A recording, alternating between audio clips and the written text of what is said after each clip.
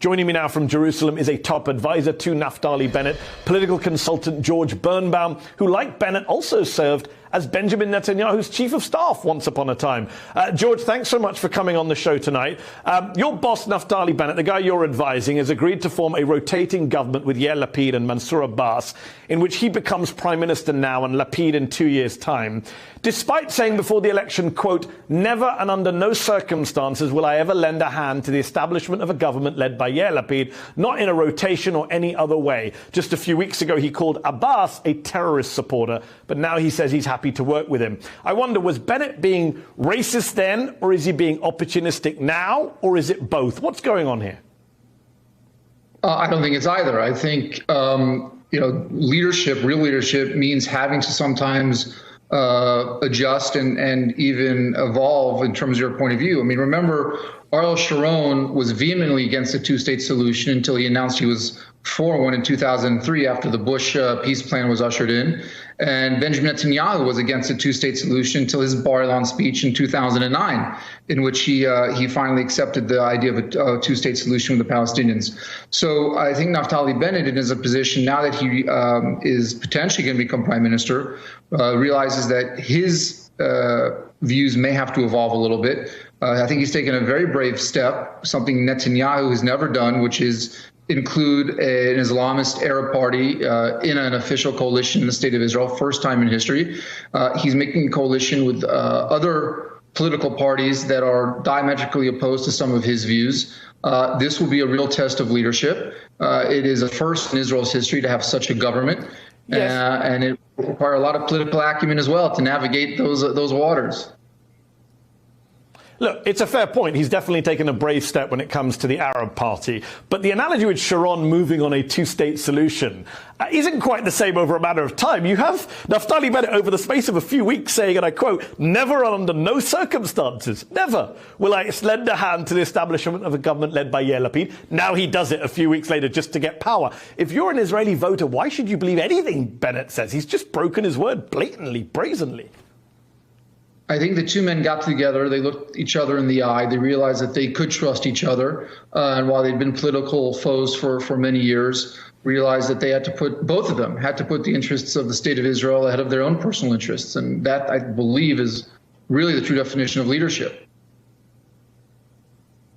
Let's talk about some of the other things, George, that Naftali Bennett has said in the past. He reportedly said to Israel's national security advisor during a cabinet meeting once, quote, "I've killed lots of Arabs in my life, and there's no problem with that." He told a Palestinian legislator live on Israeli television, "When you were still swinging from trees, we had a Jewish state here." I mean, that is far-right racist rhetoric, is it not? Yeah, listen, I don't think I was with him at that point. I can't speak to what he'd said, in years past. He certainly has been very hawkish in the past. He, as you mentioned, he represented the settler movement for a period of time. But I've seen him evolve as a leader, as a politician, as a man. And I think the weight of leading a country like Israel is on his shoulders. He's feeling it. And I think he's going to be very responsible. Remember, I mean, the analogy of Sharon was also accused of mass slaughter in Sabra and Shatila in Lebanon, and yet he was hailed as a peacemaker later in life. So I think politicians can evolve, and this is a region in which I think everyone deserves to live. Everyone deserves to see their children grow up in peace and security. And I'm very hopeful that this government will do that for everybody. I mean, George, you're right. Some people did hail Ariel Sharon despite his bloodstained past as a peacemaker, but a lot of Palestinians probably didn't. If you were a Palestinian citizen of Israel, how would you feel about having a prime minister who once referred to you as swinging in a tree? So yesterday, Naftali Bennett announced that he was wrong about Mansour Abbas, the leader of Ram, that he actually sees him now as a brave leader, having got to know him.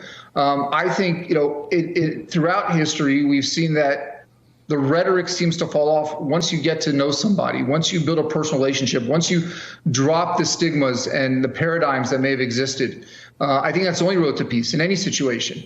And I'm hopeful that given the fact that Naftali Bennett has been put in this position, that he's now sitting in a coalition with Mansour Abbas, that the two of them will be talking to each other, they'll be working together, they'll be getting to know each other, that will help Naftali Bennett evolve as a person, as a leader, and give hope both to the Jews and to the Palestinians living in this region that this elusive peace that has been elusive for so long will actually come to fruition.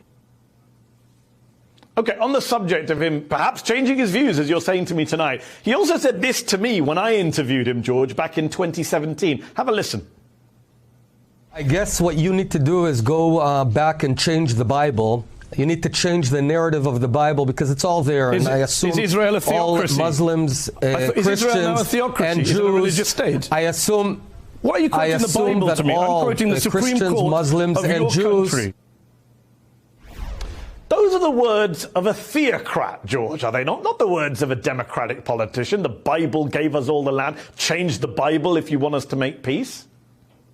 Well, listen, there certainly is a foundation of beliefs that the Jewish state, is inherently belonging to the Jewish people based on historical and biblical precedent. But again, if we really took that to the extreme, we would say, east of the Jordan River, Syria, southern Lebanon, the Sinai, would all belong to the state of Israel too. And I don't think Naftali Bennett is saying that either. So, again, I think rhetoric is easy when you're not in power. It's a little bit different when you have to govern, and you do now have the weight of people's lives on your shoulders, the decision-making power to either promote peace or promote war. And I believe Naftali Bennett will do everything he can to promote peace. Just to be clear, he was a minister in government when he said that to me in 2017. But look, I'm hoping you're right, that he is moving on these issues. He's changing, and time will tell. But Naftali Bennett has said on record many times that he does not support a Palestinian state and never will. Has he done a U-turn on that too, George? Or will the Biden administration now be dealing with an Israeli government that, unlike Netanyahu, doesn't even pretend to support a two-state solution? I can tell you honestly, Mehdi, he and I, we haven't discussed that. I don't know that he's even gotten to that point yet as to what he will say and do when he meets with President Biden.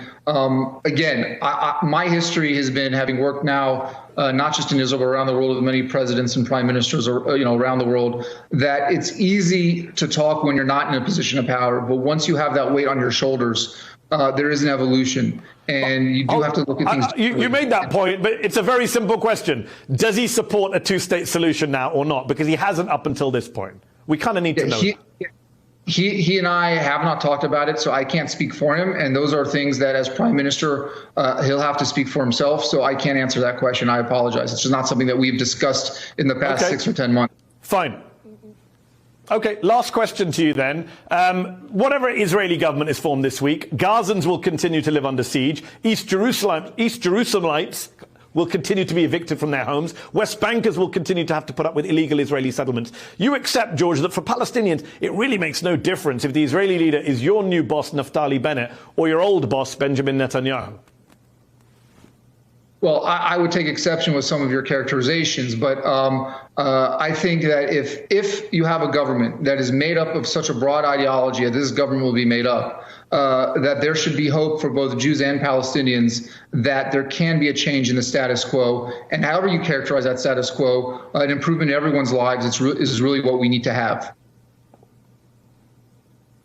The problem with improving the status quo and improving people's lives is you also won't tell us if Palestinians can have a state and independence. Listen, I've worked for Prime Minister Netanyahu. I worked for Prime Minister Sharon. I think a two-state solution is inevitable. That's my personal opinion. I'm not talking as an official position for Naftali Bennett. I think that's an inevitability. I just think it's going to take the right type of leadership on both sides to get there. And I'm hopeful that a broad coalition may help lead to that. I think, I would like to see every Jew and every Arab be able to look at their children and know that they're going to grow up in peace. Let's see what happens. George Birnbaum, thank you so much for joining us on the show tonight. Thanks for staying up late in Jerusalem. Appreciate it.